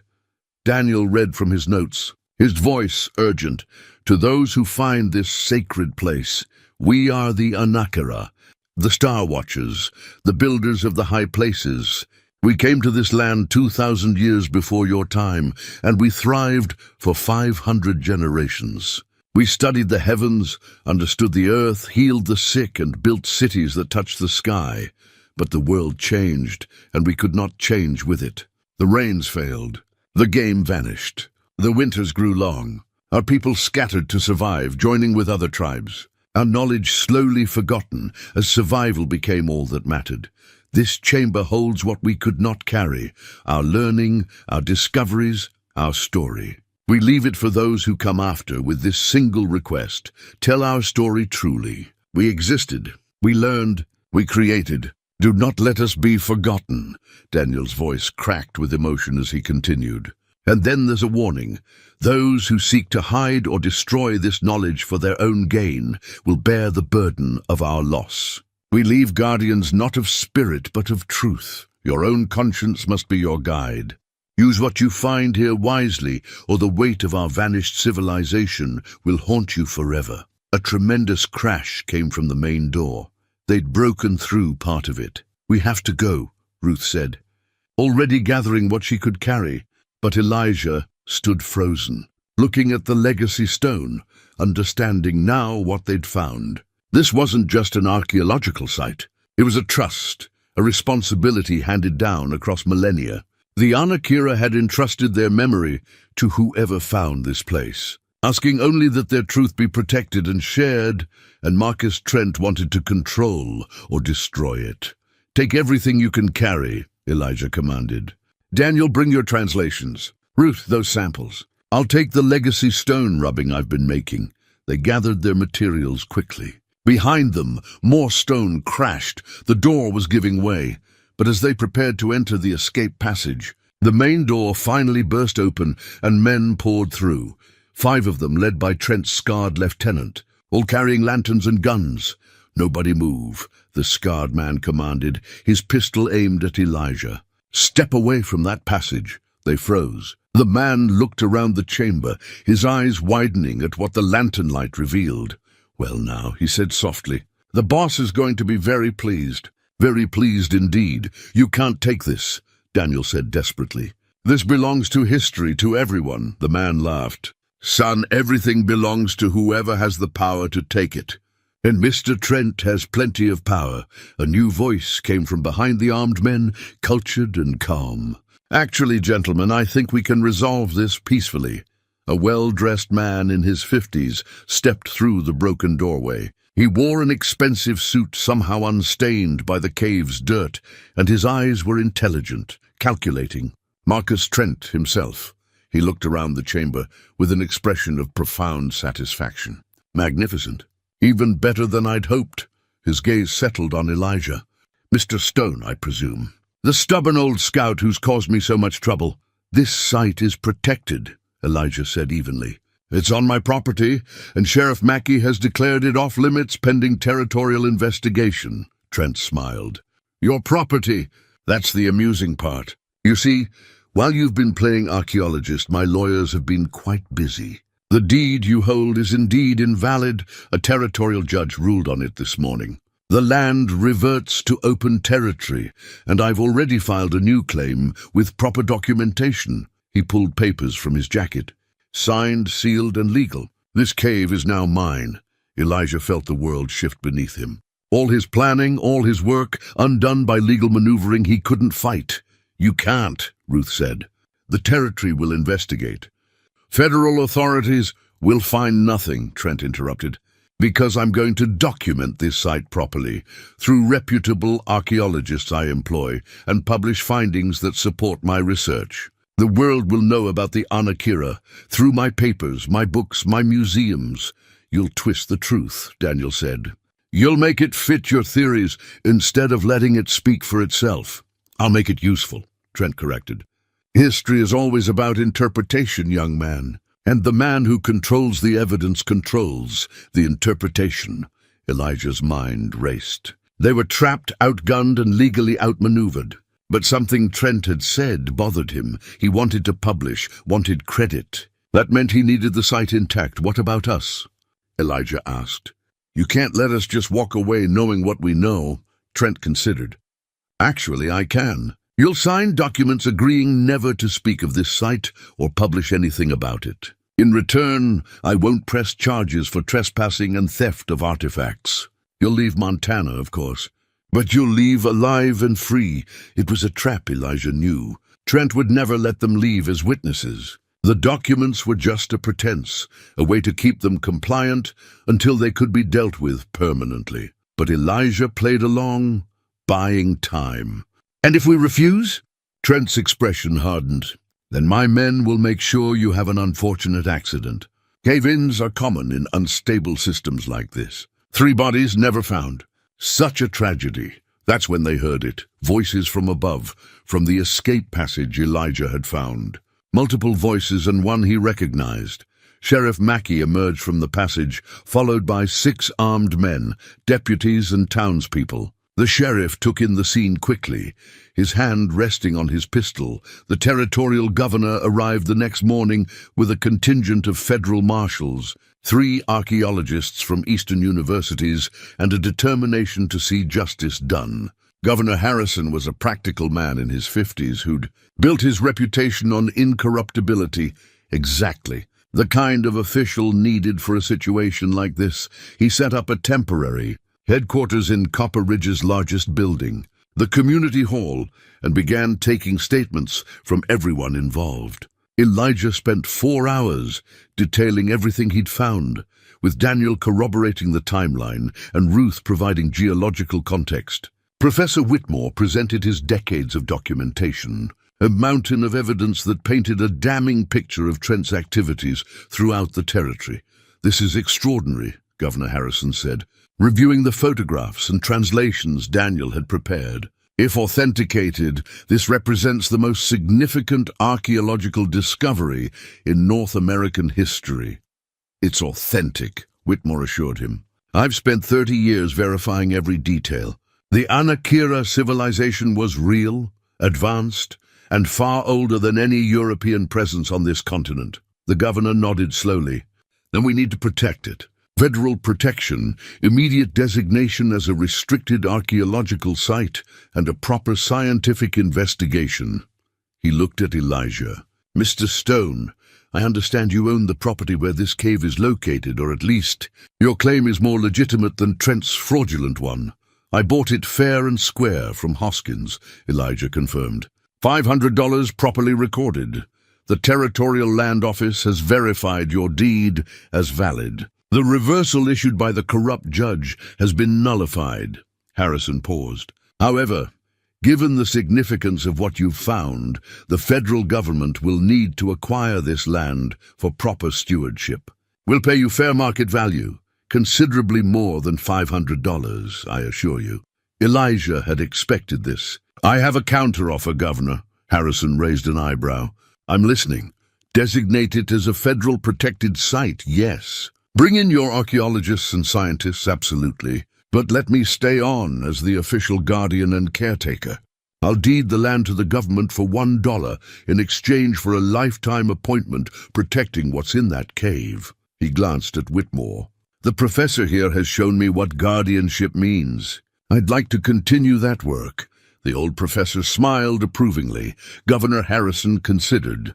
"That's an unusual request, but given your role in protecting the site from Trent and Professor Whitmore's endorsement, I'm inclined to agree. You'd work with the scientific teams, provide security, and ensure the site is treated with appropriate respect." "That's exactly what I'd do."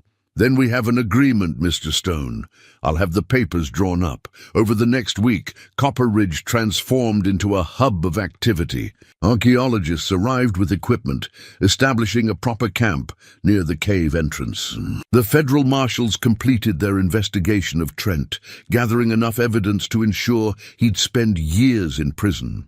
And teams began the careful, methodical work of documenting everything in the cave system. Elijah found himself in an unexpected role, part guide, part guardian, part liaison between the scientists and the site itself. He led teams through the passages he'd mapped, showed them the chambers he'd discovered, and shared everything he'd learned. But he also set boundaries, insisting that the site be treated with reverence, that artifacts be documented in place before removal, that the Anakira's legacy be honored. Daniel was hired as an official assistant to the archaeological team, his knowledge of the site and his translation work making him invaluable. The young man thrived in the role, his enthusiasm tempered by growing understanding of the responsibility they all carried. Ruth provided logistical support, feeding the teams and managing supplies. But more than that, she'd become Elijah's partner in the guardianship, sharing his determination to protect what they'd found. Their friendship had deepened into something more, though neither had spoken of it directly yet. Professor Whitmore served as the project's senior advisor, his decades of research finally vindicated. He spent hours with the younger archaeologists, teaching them not just about the Anakira, but about the ethics of archaeology, the importance of protecting sites from exploitation. One evening, a week into the official investigation, Elijah and Whitmore stood at the cave entrance, watching the sunset paint the mountains gold and purple. "You've done well," Whitmore said quietly. "The Anakira would approve of you." "I hope so. Sometimes I wonder if we're doing right by them, bringing all these people in, disturbing what they meant to preserve. They wanted their story told, Whitmore reminded him, but told truly, with respect. That's what you're ensuring. Every decision you make, you ask yourself, would this honor them? That's the right instinct. Elijah nodded. Samuel Hoskins, your friend. What was he like? Whitmore's eyes grew distant with memory. He was like you, actually. Honest, determined, willing to sacrifice for something larger than himself. When we first discovered the deep chambers together back in 1864, he immediately understood their importance. While I went to try to secure official protection, he stayed to guard them. Lived out here alone for years, letting people think him mad to keep them away from the cave. That's a hard sacrifice. It was. But he never regretted it. The last letter I received from him just before he died, he said he'd lived a life of purpose. That's more than most men can claim. They stood in comfortable silence, watching the day end. Then Whitmore spoke again. There's something you should know, Elijah. Something Samuel found in the deepest chamber. Something I didn't mention to the governor yet. Elijah turned to him, alert. The heart chamber isn't the deepest point of the cave system. There's another level below it, sealed by mechanisms even more complex than what you've encountered. Samuel only discovered it in his final year, and he never managed to open it. He believed it held the Anakira's most precious knowledge, perhaps the reason they chose this specific location for their archive. Why didn't you mention this to the official investigation? Because I'm not certain it should be opened, Whitmore said honestly. The Anakira sealed it for a reason. They were sophisticated people. If they chose to lock something away that completely, perhaps we should respect that choice. Elijah thought about this, but the curiosity will eat at us. At me, certainly. Knowing there's more to discover, more to learn. Yes, and that's the test of a true guardian, knowing when to pursue knowledge and when to let mysteries remain mysteries. Whitmore looked at him seriously. I'm old, Elijah. I won't be around much longer. This decision will fall to you eventually. I wanted you to know about it, to think about it, before that time comes. The weight of that responsibility settled on Elijah's shoulders. He'd thought protecting the site meant keeping people like Trent away. He hadn't considered that it might also mean protecting the site from his own curiosity, his own desire to know everything. How do you decide something like that? He asked. You don't, not alone. You talk to people you trust, people who understand the stakes. You consider what the Anahira would want, and then you make the best choice you can, knowing you might be wrong, but doing your best to be right. That night, Elijah lay awake in his room at Ruth's boarding house, his permanent home now, thinking about sealed chambers and the burden of guardianship. Sarah would have understood this dilemma.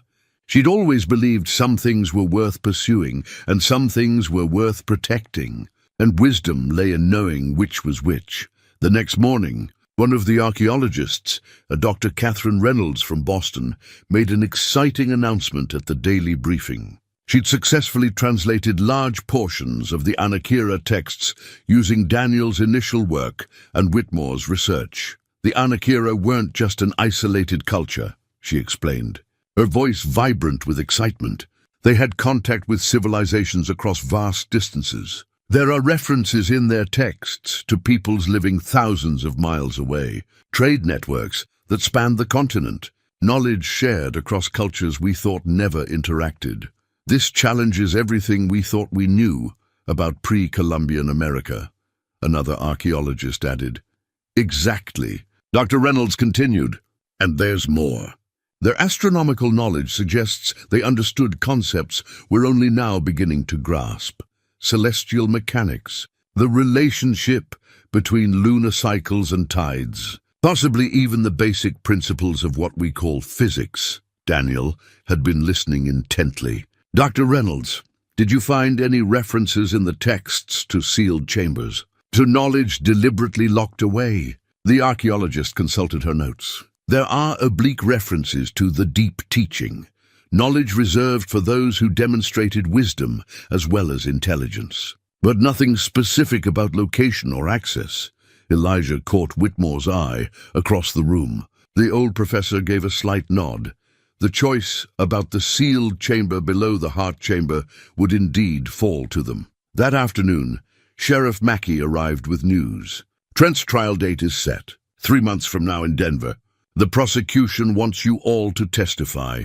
You, Daniel, Ruth, and the professor. We'll be there, Elijah assured him. Mackey hesitated. There's something else. We searched Trent's Denver office and found documents, journals, really. Seems he's been obsessed with sites like this for nearly 2 decades. He believes there's something in the Anakira knowledge that would prove his theories about ancient advanced civilizations. His theories weren't entirely wrong, Whitmore observed. The Anakira were advanced, but he wanted to control the narrative, Mackey continued. His journals talk about finding the ultimate proof, something that would make his name as the greatest archaeologist of the age. He believed this site held that proof. Did he say what specifically he was looking for? Elijah asked, feeling a chill of premonition. Mackey pulled out a paper. He'd acquired fragments of text from other sites he'd destroyed, partial references to something called the Deep Teaching. He believed it was a cache of advanced technical knowledge, possibly even things like metallurgy or engineering beyond current capabilities. Elijah and Whitmore exchanged glances again. There's no evidence of such a cache in the chambers we've explored, Dr. Reynolds said. Everything we've found is consistent with an advanced pre-Columbian culture, but nothing beyond the realm of human achievement for the era. Maybe that's all there is, Daniel suggested. Maybe Trent was chasing a fantasy, but Elijah knew better. He could feel it. There was more to discover, deeper secrets to uncover. The question was whether those secrets should remain hidden. The official investigation continued for another week. Teams carefully catalogued artifacts, photographed every carving, documented every chamber. The work was painstaking, respectful, exactly what Elijah had hoped for. Ruth found him one evening as he stood watch at the cave entrance, making sure no unauthorized visitors tried to enter. You've been quiet lately, she said, standing beside him. Been thinking about? He told her about the sealed chamber below, about Whitmore's revelation and Trent's obsessive searching. There's more down there, Ruth, more than what we've found, and I don't know if we should go looking for it. She was quiet for a moment, watching the stars emerge in the darkening sky. My husband used to say that not every mountain needs to be climbed. Sometimes the value is in knowing it's there, in respecting it enough to leave it alone. But what if what's down there could help people? What if it's medical knowledge or engineering that could improve lives? And what if it's knowledge that we're not ready for? What if the Anakira sealed it away because they knew some things do more harm than good in the wrong hands or at the wrong time? She turned to him. You've protected this site from men like Trent. Maybe protecting it also means protecting it from well-intentioned curiosity. Her words resonated deeply. But Elijah still felt torn. That night he had a dream. He was standing in the heart chamber, and the legacy stone was glowing with soft light. In the dream, he could read the symbols, could understand what the Anakira were saying. They were telling him about balance, about how knowledge and wisdom must grow together, how advancing one without the other led to destruction. They showed him images of their own civilization's mistakes, times when they'd developed capabilities faster than the wisdom to use them properly.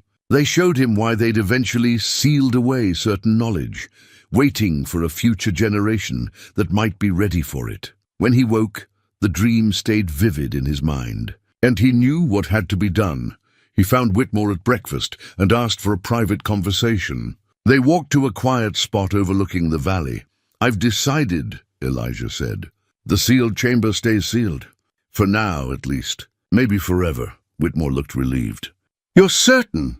The Anakira were wise people. If they chose to lock something away, they had good reason. We're still learning to respect what they left open. Until we've fully understood and properly honored that, we have no business trying to uncover what they deliberately hid. A wise decision. I'm glad to know the guardianship will be in good hands. They stood together in comfortable silence. Then Whitmore said, There's one more thing I need to tell you. My health isn't what it was. The doctors give me perhaps a year, maybe less. Elijah felt a pang of sorrow. I'm sorry, don't be. I've had a full life, a purposeful one. I've seen this site protected, seen the Anakira's story beginning to be told properly. That's enough. He put a hand on Elijah's shoulder. But I need you to promise me something. When I'm gone, keep making the hard choices. Keep being the guardian this place needs. And train someone to follow you, someone like Daniel, who has both intelligence and integrity, I promise. Good. Now, let's go back. Dr. Reynolds wants to show us something she found in the translations, something beautiful. The discovery Dr. Reynolds wanted to share was indeed beautiful. She translated a section of the Chronicle Walls that contained Anakira poetry, verses about the mountains, the stars, the interconnection of all living things. It was profound and moving, demonstrating that the Anakira weren't just scientists and engineers, but artists and philosophers. They were fully human, Dr. Reynolds said, her voice soft with emotion. They loved, created, wondered, and questioned just as we do. This isn't just about their technical achievements. It's about recognizing our connection to them across the centuries. That night, the entire team gathered for a meal Ruth had prepared. Archaeologists, marshals Daniel, Whitmore, Sheriff Mackey, and Elijah sat together, sharing food and conversation. They toasted the Anakira, thanked one another for their work, and celebrated the protection of something precious. As the evening wound down and people drifted away to their tents and rooms, Elijah found himself alone with Ruth under the vast Montana sky. "You've found your purpose here, haven't you?" she asked. "I have. For the first time since Sarah died, I feel like I'm where I'm supposed to be, doing what I'm supposed to do. Your Sarah would be proud." She would. He took a breath, gathering courage. "Ruth, I know it hasn't been long since we met, and I know neither of us is young anymore. But Elijah Stone," she interrupted gently, "are you trying to ask me something?" He smiled. "I suppose I am. I'm going to be here guarding this site for the rest of my life. It's not an easy life and it's not a wealthy one, but it's a life with meaning. And I'd like to share it with someone who understands that meaning. Are you proposing to me? Eventually, if you'll have me. But right now, I'm just asking if you'd consider staying, working with me here, being partners in this guardianship." Ruth smiled, and in the starlight she looked younger, happier. "Elijah Stone, I thought you'd never ask. Yes, to all of it, the partnership, the guardianship, and eventually, when you work up the nerve to ask properly, the marriage too." They stood together, looking up at the same stars the Anakira had studied centuries ago, feeling the weight and joy of purpose, of connection, of new beginnings built on ancient foundations. The cave was protected. The story would be told, and Elijah had found not just a purpose, but a companion to share it with. Everything was falling into place, as if the Anakira themselves were guiding events from across the centuries, ensuring their legacy would be in good hands. They returned to find Copper Ridge transformed by their success. News of the trial had spread, and the town had embraced its new identity as home to one of the most significant archaeological discoveries in American history. The boarding house's dining room had been converted into a makeshift museum, displaying photographs and reproductions of Anakira artifacts. Visitors were already arriving, scholars, journalists, curious citizens, all wanting to learn about the ancient civilization. Sheriff Mackey met them at the coach station. "Welcome back, heroes!" Town's been buzzing. "Mayor wants to rename Main Street after Professor Whitmore." The old professor laughed. "I'd prefer they didn't, but I appreciate the sentiment. There's been some trouble too," Mackey continued, his expression growing serious. 3 men tried to sneak onto the property 2 nights ago. We caught them before they reached the cave, but they claimed they had permission from the true owner. When we pressed them, they mentioned someone named Garrison. Elijah felt ice in his veins. "Wade Garrison?" "That's what they said." "Mean anything to you?" It meant everything. Wade Garrison was the Cordell gang member who'd gone deepest into the cave, who'd supposedly died there, but whose body had never been found. If someone was claiming to represent Garrison now, decades later, it opened disturbing possibilities. Back at the property, Elijah found evidence of the attempted intrusion. The men had been well equipped with modern mining tools, suggesting they'd planned to break through sealed passages. They'd also left behind a note, weighted down with a rock near the cave entrance. The handwriting was shaky but legible. The deep teaching belongs to those brave enough to claim it. You protect cowards' fears, not wisdom. The true heir will come. True heir? Daniel read over Elijah's shoulder. What does that mean? Professor Whitmore took the note, studying it with concern. Wade Garrison supposedly had a son. I came across references to him years ago. A boy named Jacob, maybe 8 or 9 years old, when his father disappeared into this cave. If Jacob survived, he'd be in his late 40s now, and he might blame the cave for his father's death, Ruth said, or believe his father found something that rightfully belongs to him. Elijah felt the situation crystallizing. They'd dealt with Trent's greed, but now they faced something potentially more dangerous, a man with a personal claim. Driven not by profit but by legacy and loss. We need to find him before he tries again, Elijah said. And we need to understand what he thinks his father discovered. They questioned the 3 captured men who were being held in the town jail. 2 refused to talk, but the third, a younger man with nervous eyes, eventually broke under Sheriff Mackey's patient interrogation. Jacob Garrison hired us in Denver, he admitted. Said his father had died protecting the greatest discovery in American history, and greedy men were keeping it from him. He showed us letters, old papers his father had sent before disappearing. They talked about ancient knowledge, about things that would change the world. Where is Jacob Garrison now? Mackey asked. Don't know. He said he'd come himself when the time was right. Said he needed to prepare, to gather the right people. He's convinced that sealed chamber contains something his father died trying to protect, not from the world, but for his family. After the interrogation, Elijah gathered his core group, Daniel, Ruth, Whitmore, and Mackey in the boarding house's back room. Jacob Garrison believes his father was a hero, not an outlaw who died trying to steal ancient secrets, Elijah said. He's rewritten the story in his mind, made Wade into a martyr. That makes him dangerous because he thinks he's on a righteous mission. Do we know anything about him? Ruth asked. Whitmore pulled out notes from his decades of research. I investigated Wade Garrison's history years ago. His son Jacob was raised by an aunt after Wade disappeared. The boy grew up obsessed with his father's legend, collecting every scrap of information about the Cordell gang. He became an engineer, ironically, studied at Eastern universities, worked on mining operations. He has the knowledge and resources to be a serious threat. And if he believes that sealed chamber contains what his father died for, Daniel added, he won't stop until he opens it. Elijah stood and walked to the window, looking out at the mountains. The sealed chamber had been a theoretical concern before. Now it was an immediate problem. Garrison would try to breach it, and Elijah would have to decide how far he was willing to go to keep it sealed. We need to be ready, he said finally. Not just ready to stop him, but ready to face the possibility that he might be right, that there's something down there his father discovered, something that changes everything. You're not considering opening it? Whitmore asked, his voice sharp with concern. I'm considering that we might not have a choice. If Garrison's coming with engineers and equipment, he might break through regardless of what we do. Better we control the opening than let him blast his way in. The room fell silent as everyone processed this. That's a significant shift from your previous position, Dr. Reynolds said.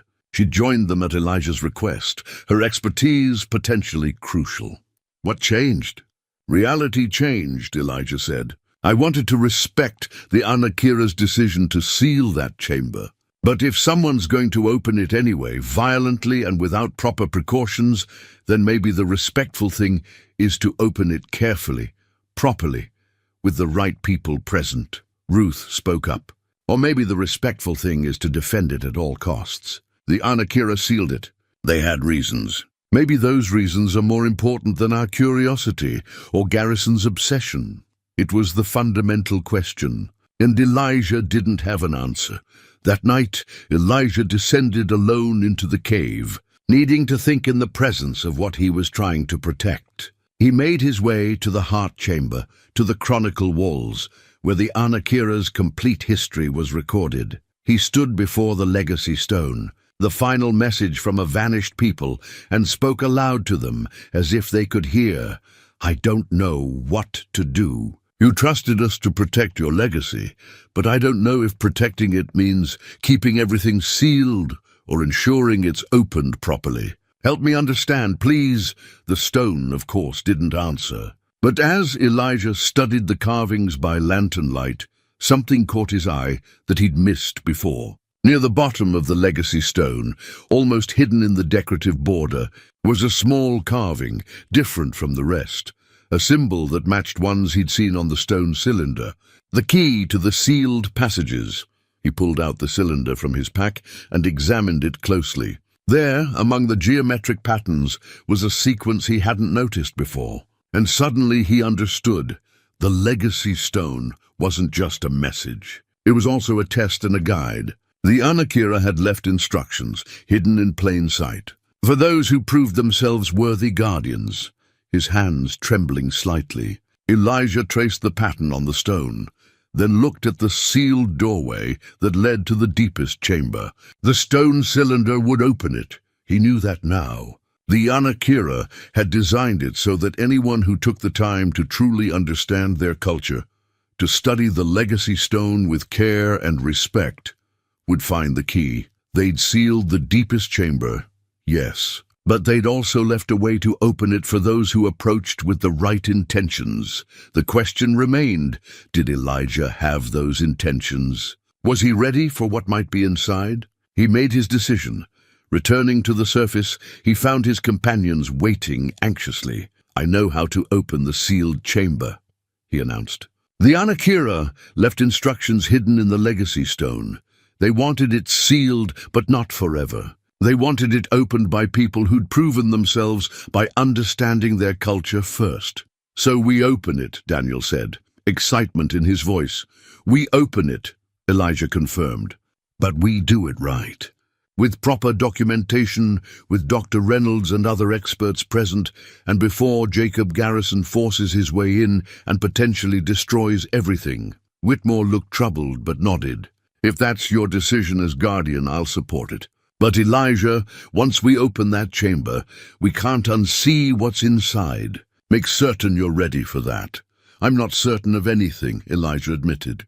"But I'm certain that hiding from knowledge isn't what the Anakira wanted. They wanted wisdom to guide knowledge, and I think we've proven we have at least some wisdom." They spent the next day preparing. Dr. Reynolds brought in 2 additional archaeologists she trusted. Sheriff Mackey arranged for armed guards to secure the site. They gathered photography equipment, documentation tools, and safety gear.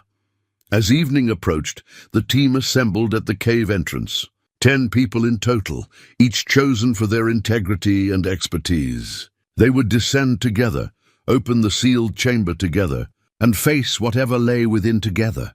Elijah led them down through the passages, through the bone chamber where outlaws had died, down the carved stairs, through the archive and chronicle wall chambers, to the sealed door. He explained what he'd discovered on the legacy stone, showed them the sequence on the stone cylinder. "Once I do this, there's no going back," he said. "Everyone ready?" They nodded, lanterns held high, faces serious with the weight of the moment. Elijah inserted the stone cylinder into the first position and began the sequence. Each alignment produced a satisfying click as ancient mechanisms engaged. The Anakira's engineering was still perfect after centuries. The final position. Elijah turned the cylinder, and they heard the deep grinding of stone on stone. The sealed door began to open, revealing darkness beyond that their lanterns couldn't quite penetrate.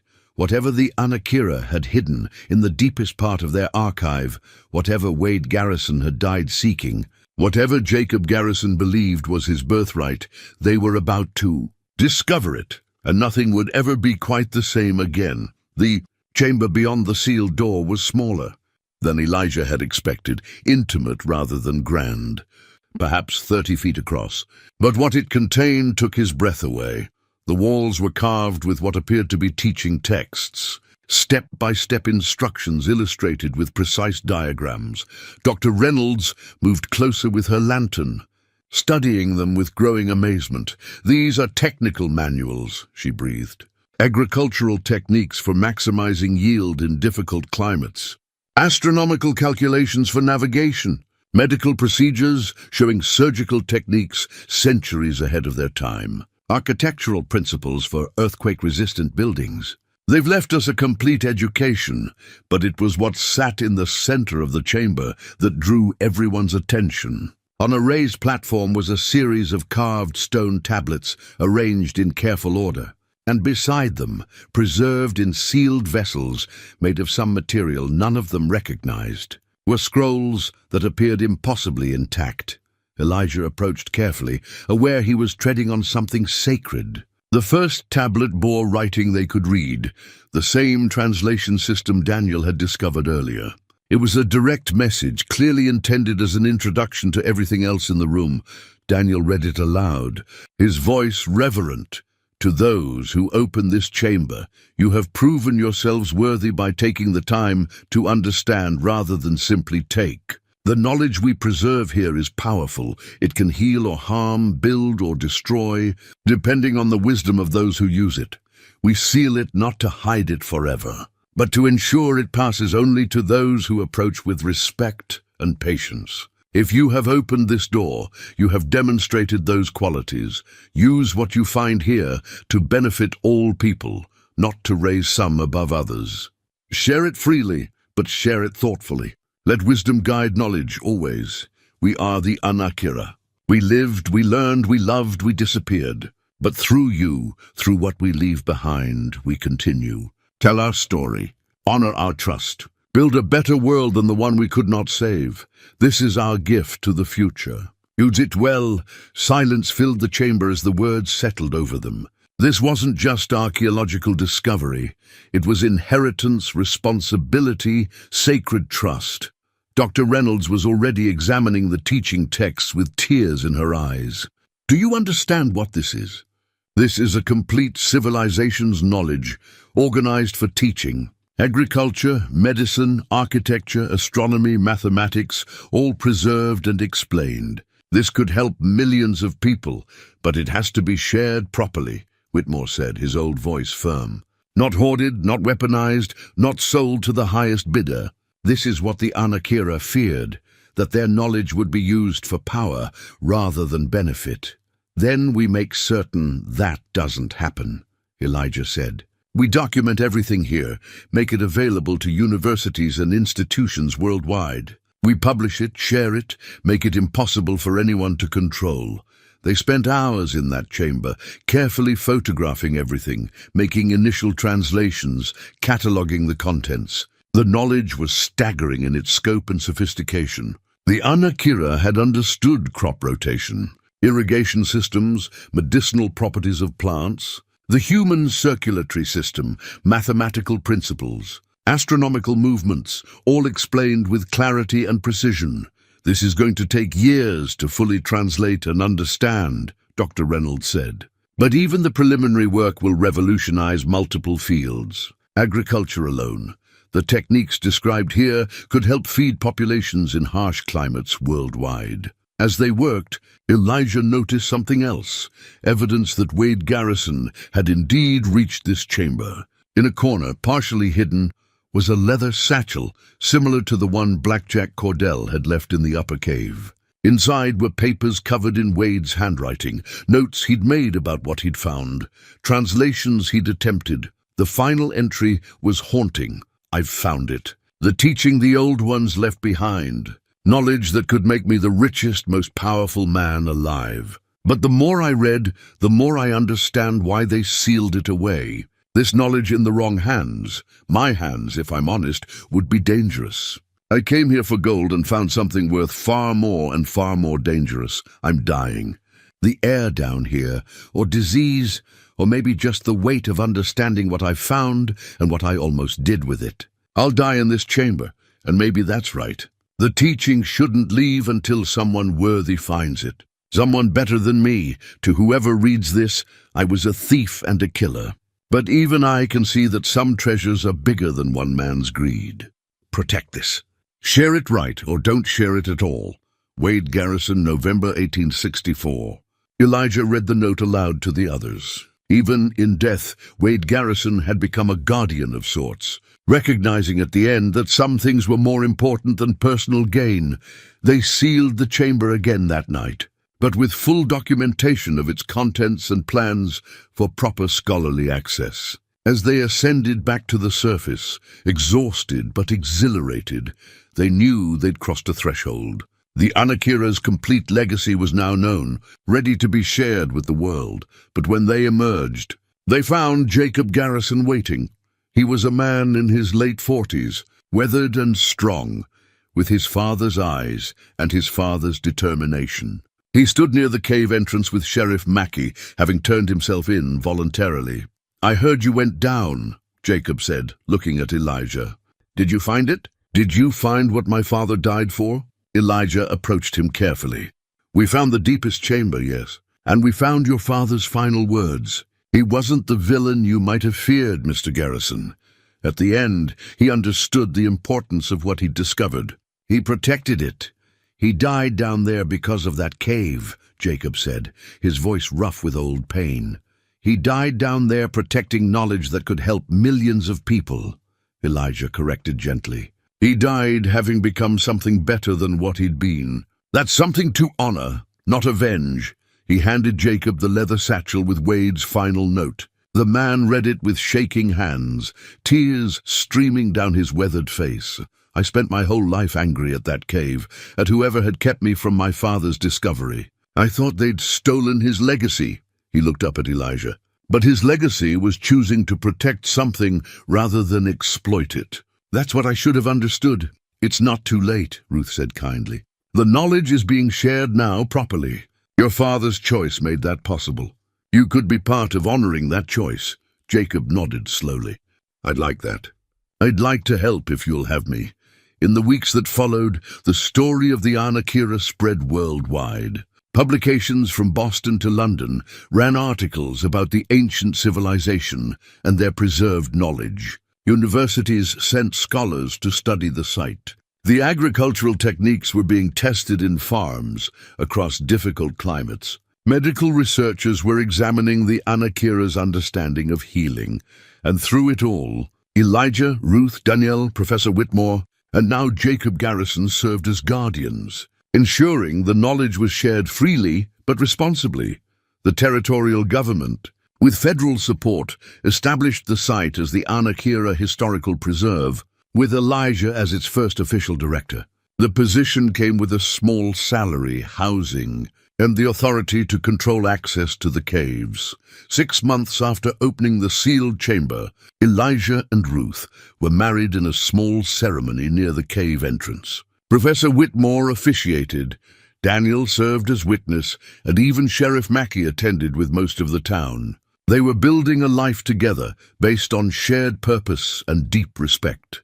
One evening, as autumn painted the mountains in gold and red, Elijah stood at the cave entrance watching the sunset. Ruth joined him, slipping her hand into his. "No regrets?" she asked. "About what?" "About spending $500 on what everyone said was worthless land. About choosing to protect rather than profit. About dedicating your life to guarding something most people will never see." Elijah smiled, pulling her close. "Not one regret. I came west looking for something. I didn't know what. Turned out I was looking for purpose, for meaning, for a way to honor Sarah's memory by fighting for truth worth protecting. And you found all that in an empty cave? Found it in a cave full of knowledge and responsibility. Found it in friends who became family. Found it in you." He kissed her forehead gently. "That $500 bought me a new life, Ruth. Bought us both new lives. They stood together as darkness fell and stars emerged. The same stars the Anakira had studied centuries ago. Inside the cave, ancient knowledge waited to be slowly, carefully shared with the world. Outside, the guardian who'd protected it stood watch with his partner. His purpose clear, his heart at peace. The old man who'd sold him the land had been right about one thing: the cave wasn't empty. But he'd been wrong about what filled it. It wasn't gold or bones or wind. It was legacy, responsibility, and the trust of a vanished people who'd believed in the future enough to leave their knowledge behind. Elijah had accepted that trust, had protected it from those who would corrupt it, and had opened it to those ready to receive it properly. That was his purpose now for the rest of his days, and he'd never been more certain that he was exactly where he was meant to be.